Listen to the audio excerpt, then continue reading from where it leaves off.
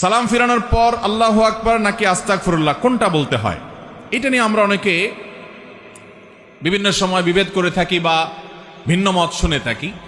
দেখুন, সালাম ফিরানোর পর পাঁচ ওয়াক্ত নামাজের পর নবী করিম সাল্লাল্লাহু আলাইহি সাল্লাম কি বলতেন?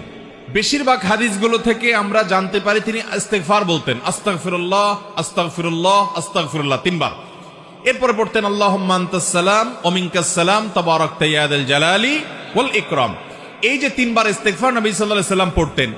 বুখারীর একটা হাদিস আব্দুল্লাহ ইবনে আব্বাস রাদিয়াল্লাহু তাআলা বর্ণনা করেছেন, সেখানে আছে নবী সাল্লাল্লাহু আলাইহি সাল্লামের নামাজ শেষ হওয়াটা তিনি জানতে পারতেন, টের পেতেন নবীজির মুখের তাকবীর শুনে।